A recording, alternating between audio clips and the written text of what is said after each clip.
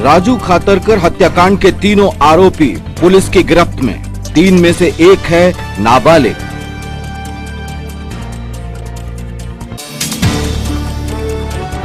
तीन दिनों से गुमशुदा मजदूर की लाश खैरवाड़ा स्टोन क्रेशर के पास मिली। तिवड़ा कामत से मजदूरी करने आता था छिंदवाड़ा। चंदनगांव निवासी महिला की गुहार, पति पर जानलेवा हमला करने वालों पर हो सख्त कार्रवाई।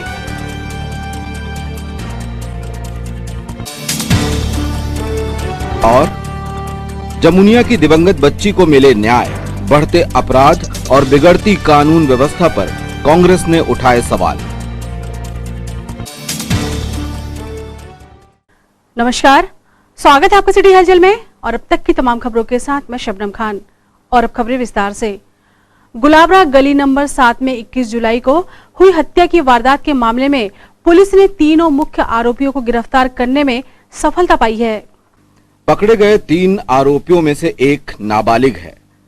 गुलाबरा में सरेशाम 25 वर्षीय युवक राजू खातरकर की हत्या की वारदात और वारदात को अंजाम देने वाले आरोपियों की उम्र देखी जाए तो साफ हो जाता है कि पीढ़ी एक अजीब से उन्माद और अवसाद के बीच नशे की बढ़ती लत का शिकार हो रही है।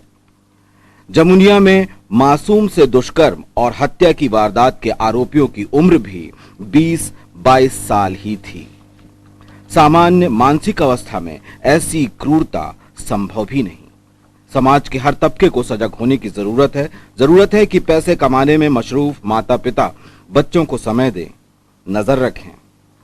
खातरकर हत्याकांड के दोनों आरोपियों की उम्र भी ज्यादा नहीं है, एक तो नाबालिग ही है। गुलाबरा गली नंबर 7 में जनाब 21 को खातरकर नामक व्यक्ति की हत्या के प्रकरण में कल शाम को DSP महोदय संसद के द्वारा विवेचना इसमें की गई थी। विवेचना के दौरान तीनों आरोपी को गिरफ्तार करने में उसमें सफलता प्राप्त हुई। उसमें 2 आरोपी तीनों आरोपी गुलाबरा क्षेत्र के ही हैं। एक बालकचारी है, 2 बालिका आरोपी है, हैरी चौरसिया और अंकित सिंह चौहान। तीनों की गिरफ्तारी होकर आज माननीय न्यायालय में तीनों को पेश किया गया। 3 दिनों से गुमशुदा मजदूर 32 वर्षीय बलराम ठवरे की लाश छिंदवाड़ा मुल्ताई मार्ग पर खैरवाड़ा में स्टोन क्रेशर के पास मिली। बलराम अपनी साइकिल से रोज मजदूरी के लिए छिंदवाड़ा आता था। बलराम के शव से लगभग 2 किलोमीटर दूर खूना झिर में मिली उसकी साइकिल और मोबाइल अपने पीछे कई सवाल छोड़ गए हैं। मसलन, क्या यह एक्सीडेंट था? अगर यह एक्सीडेंट था तो मृतक की साइकिल और मोबाइल खूना झिर में क्यों? अगर शव इतनी सहज पहुंच में था तो ढूंढने में पुलिस को 3 दिन कैसे लगे? मामले में हत्या की आशंका को भांपते हुए SP विवेक अग्रवाल ने खुद मौका मुआयना किया। FSL टीम बुलाकर हर एंगल से तफ्तीश के निर्देश पुलिस टीम को दिए हैं। जांच होना चाहिए, हत्या है, क्योंकि 2 दिन से हम ढूंढे सर, नहीं मिली है। हमारे सब यहाँ से ढूंढ के कल चले गए सर। नहीं था, नहीं था, नहीं। ठीक है, फिर जो होगा सही कार्रवाई करें। कोई भी जांच बोलो तो सारी जांच हो जाएगी। किसी को बचाना तो उद्देश्य है नहीं, जो होना है सही होना है। अगर किसी ने कुछ किया है तो उसे लेना चाहिए।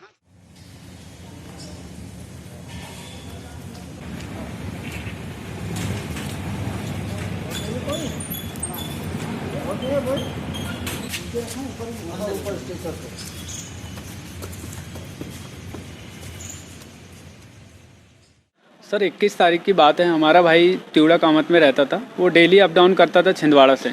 लेकिन क्या हुआ कि 9:30 बजे की बात है लगभग, वो आ रहा था काम से और ये जो इमली खेड़ा का बाईपास है, वहाँ का जो रिंग रोड है, वहाँ पे ये घटना हुई।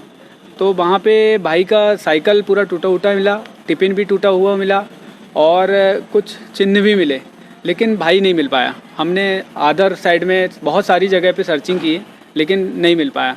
पुलिस की मदद लेना चाहा लेकिन पुलिस से कोई भी मदद नहीं मिल पाई।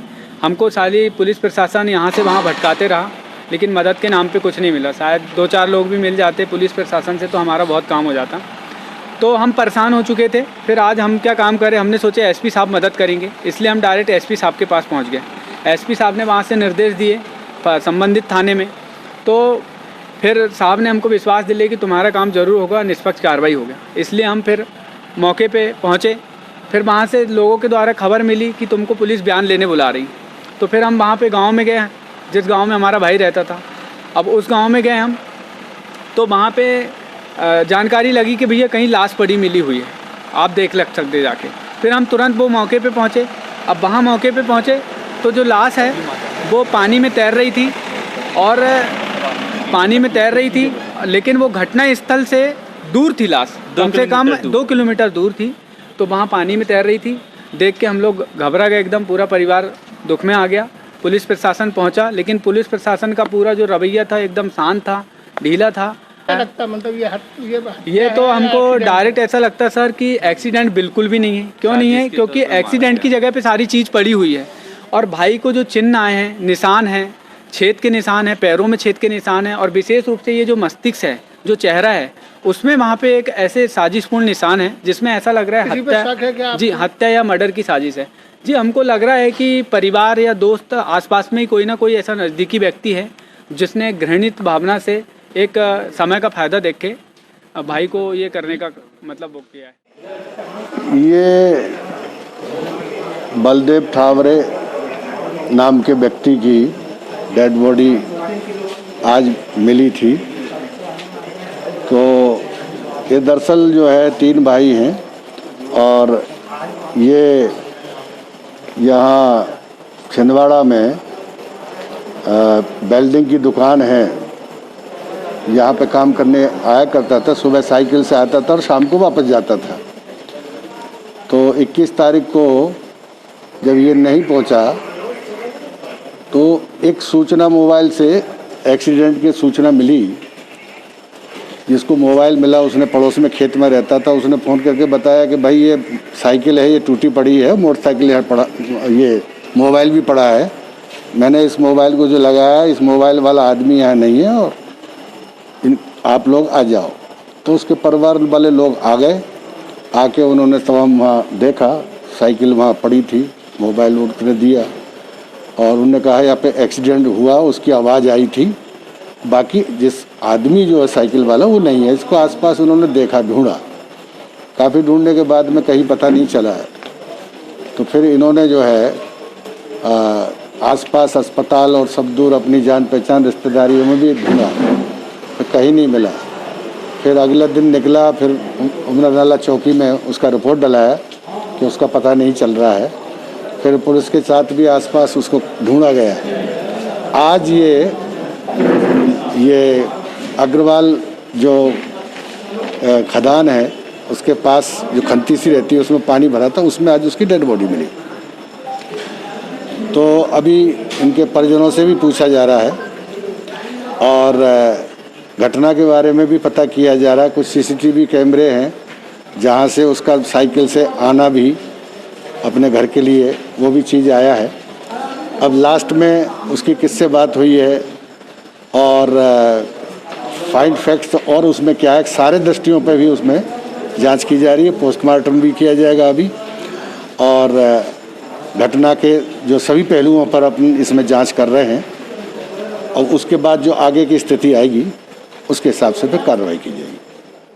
रास्ते में वृक्षारोपण को लेकर 2 महिलाओं के बीच हुए विवाद ने इस कदर तूल पकड़ा कि एक के पति ने दूसरे के पति पर चाकू से जानलेवा वार कर दिए।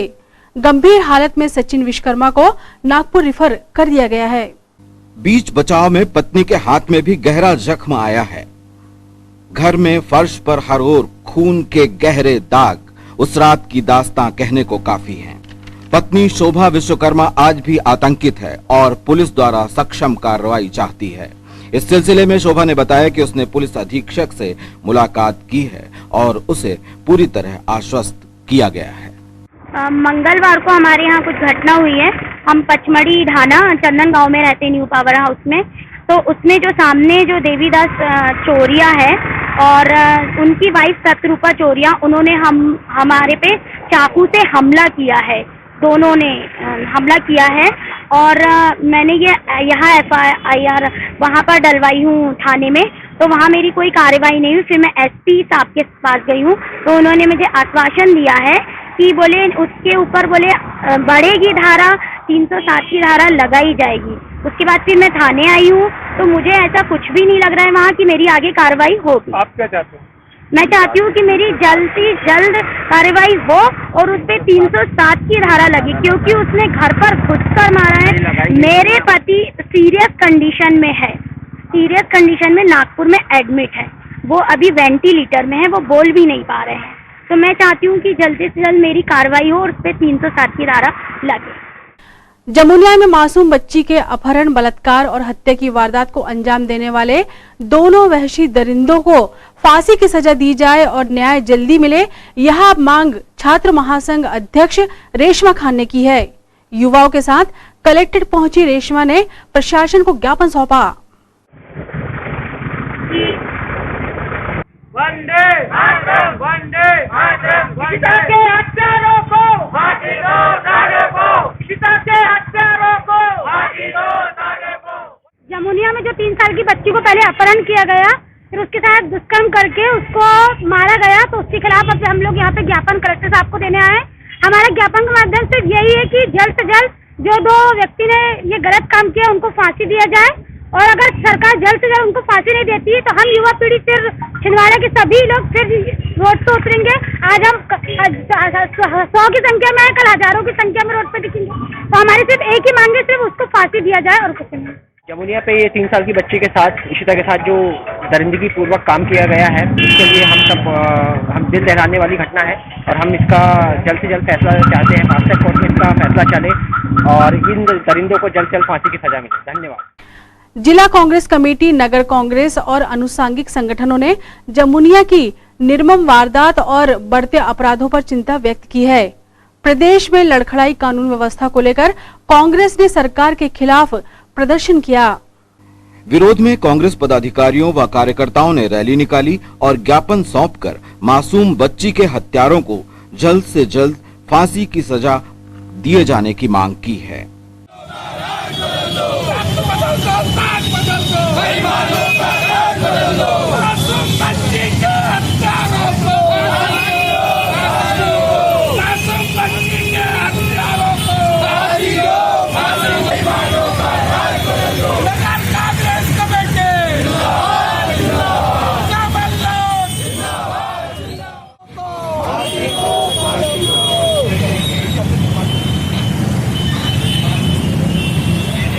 बढ़ती हुई कानून व्यवस्था के विरोध में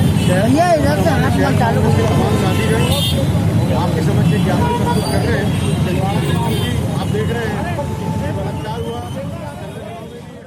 आज जिला कांग्रेस के सानिध्य में शहर कांग्रेस और हमारे समस्त शहर के हमारे सभी मोर्चा संगठनों के और हमारे शहर के पदाधिकारीगण, पार्षदगण सभी यहाँ उपस्थित हुए।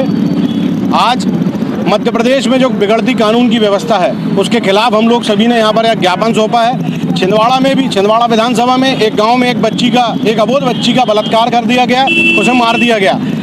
चंदन गांव में हत्या का प्रयास होता है, गुलाबरा में हत्या कर दी जाती है। इसके विरोध में हमारा शांतिप्रिय क्षेत्र छिंदवाड़ा, जहां पर पूरी तरह से कानून व्यवस्था ठप हो चुकी है, जब से शिवराज सिंह जी की सरकार मध्य प्रदेश में आई है तब से आज तक सिर्फ भारतीय जनता पार्टी एक ट्रेडिंग कंपनी के रूप में काम करने में व्यस्त है और पूरे प्रदेश की कानून व्यवस्था ठप हो चुकी है। आज हम सभी यहाँ पर पुलिस प्रशासन के कहने पर, हम निवेदन पर हम यहाँ पर सभी हमने आज यहाँ पर ज्ञापन दिया है। नहीं तो आज हमारा पैदल मार्च पुलिस कंट्रोल रूम में जाकर पुलिस का घेराव करना था। हम मध्य प्रदेश शासन की बात नहीं करते, हम जिला प्रशासन और कलेक्टर साहब का मान रखते हुए आज हम सभी ने यहाँ पर जगह पर जहाँ पर हमने प्रदर्शन किया, यहीं पर हमने ज्ञापन दिया। खबरों में वक्त एक छोटे से ब्रेक का, देखते रहें सिटी हलचल।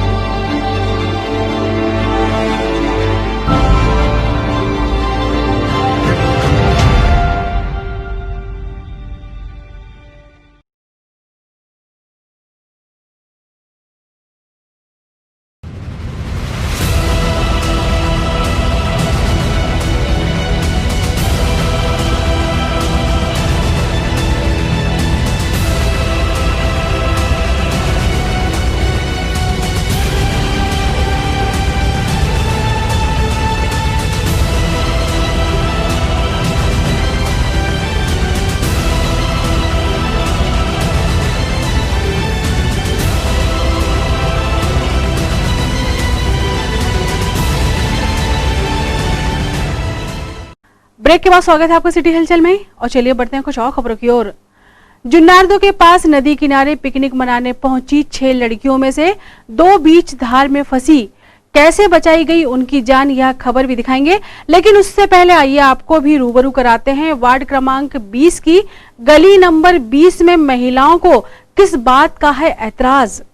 दरअसल पातालेश्वर वार्ड क्रमांक 20 की गली नंबर 20 में है दारू की सरकारी भट्टी।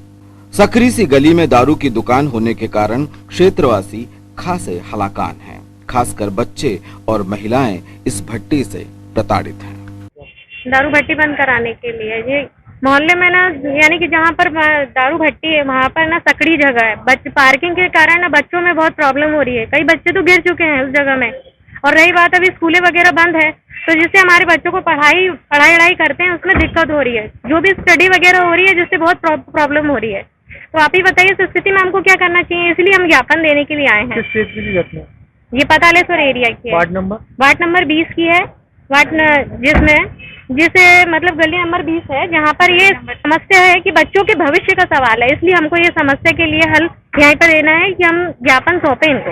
और 2.5 लाख योजना के ऊपर से बनी है। आप ये बताइए कि सकड़ी जगह है जहाँ पर महिलाओं के जाने आने में दिक्कत हो रही है। सरकारी भट्टी है, अगर सरकारी भट्टी है तो आप शराब जहाँ पर बेचना है बेचिए, लेकिन ऐसी जगह में मत बेचिए जहाँ पर बच्चों का भविष्य का सवाल खड़ा हो जाए।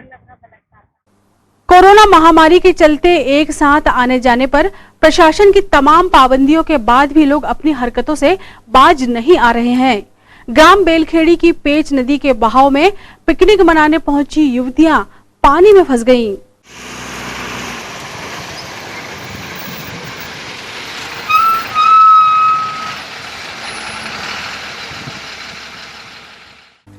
सेल्फी का शौक ऐसा भी क्या कि जान पर बनाए।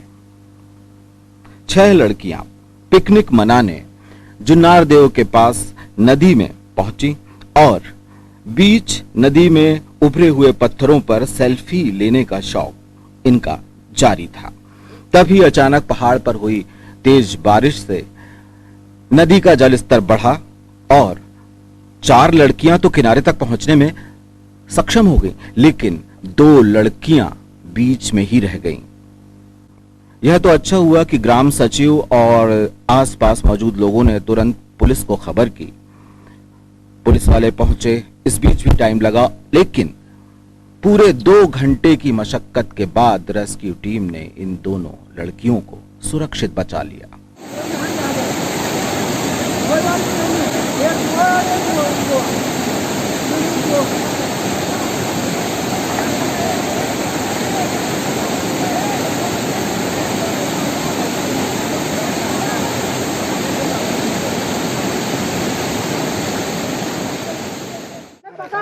आज ये पहाड़ी नदी है, पेंच है। कुछ लड़की आई थी, 6 करीब थी, जिसमें 2 मैन उसमें चली गई थी, मैन पत्थर पे बहाव वाले में। और वो अपने सेल्फी ले रही थी। उसी दौरान तेज बारिश पहाड़ी पे हुई होगी, तो अचानक बाढ़ बढ़ गई और ज़्यादा तेज हो गई। तो करीब वो 1 घंटे करीब खड़ी रही हिम्मत करके। जैसे हम लोग को सूचना मिली तो हम लोग आके उसमें हमारे तहसीलदार साहब, हमारा पुलिस स्टाफ थाने का और कार्यालय का, एसडीओपी कार्यालय का और ग्रामीण सभी के मदद से हम लोग ने उसको रेस्क्यू करके निकाला। सर, इस दौरान किसी प्रकार कोई हानि नहीं, हानि किसी की नहीं हुई। सभी सुरक्षित हैं? सभी सुरक्षित हैं। उनको अस्पताल भेज दिए। दोनों लड़की थोड़ा सा घबरा गई थी।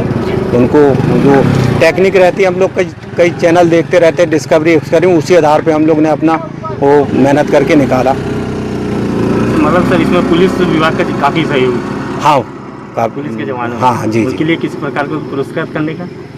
पुरुष वरिष्ठ अधिकारी करते हैं। पुरुष हम लोग का तो पहला कर्तव्य ये रहता है किसी की जीवन रक्षा करना है। सबसे जीवन की रक्षा करना सबसे पहला उद्देश्य रहता है हमारा। सर, ग्रामीणों का भी सहयोग था? हाँ, ग्रामीणों का सहयोग रहा। गोंडवाना छात्र महासंघ ने आज प्रशासन को ज्ञापन सौंपकर अपनी मांगे रखी। हमारी मांगे पूरी करो, हमारी मांगे पूरी करो, हमारी मांगे पूरी करो, हमारी मांगे पूरी करो। मजदूरों की सहायता करो, मजदूरों की, मजदूरों की। हमारी 2 मांगे थी। एक तो पतालकोट निवासी जिनको गृह आवास योजना का लाभ नहीं मिल सका, लॉकडाउन चलते हुए उनको नेटवर्क नहीं था, और उनको इसकी जानकारी नहीं हो पाई, तो इस कारण उनको इस योजना का लाभ नहीं मिल सका। और हमारी दूसरी समस्या थी मजदूरों की, जो क्वारंटाइन हो रहे हैं, कल्याण करके आए हैं। हम लोगों की मांग है कि उनको जो 14 दिन क्वारंटाइन किया जाता है, उनको सरकार की तरफ से कुछ लाभ मिला जाए, जिससे उनका जीवन यापन में समस्या न आए। कोरोना महामारी के दंश ने हर किसी की जेब का बुरा हाल किया है।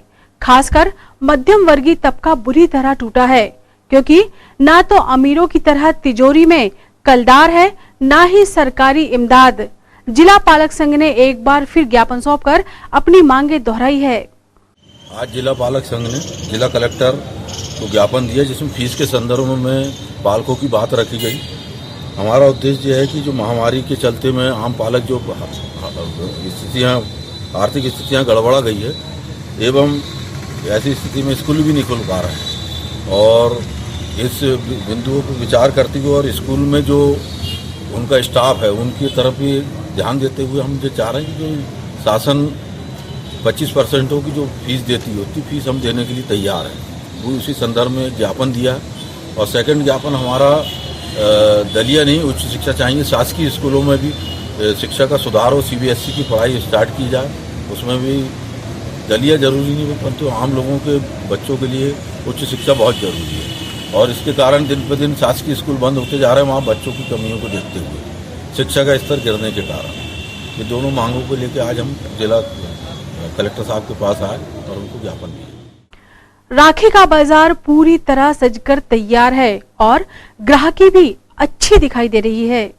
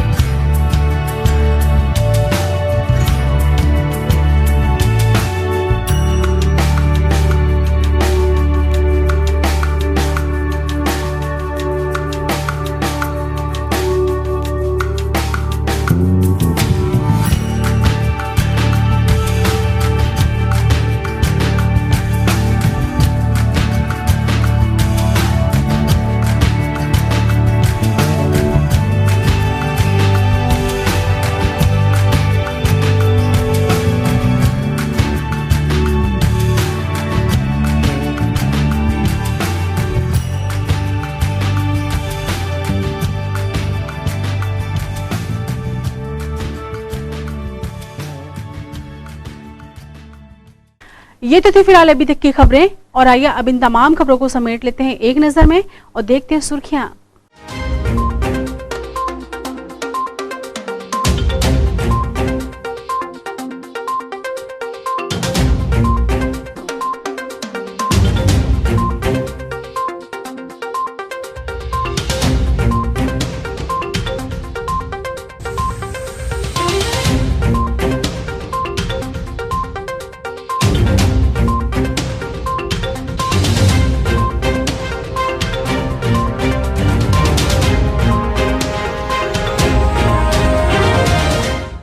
चलते चलते एक नजर हेडलाइंस पर। राजू खातरकर हत्याकांड के तीनों आरोपी पुलिस की गिरफ्त में, 3 में से एक है नाबालिग।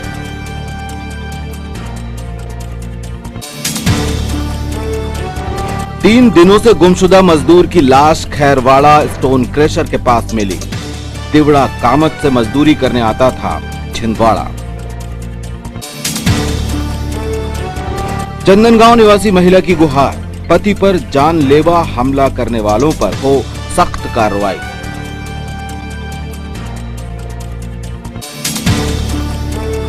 और जमुनिया की दिवंगत बच्ची को मिले न्याय, बढ़ते अपराध और बिगड़ती कानून व्यवस्था पर कांग्रेस ने उठाए सवाल।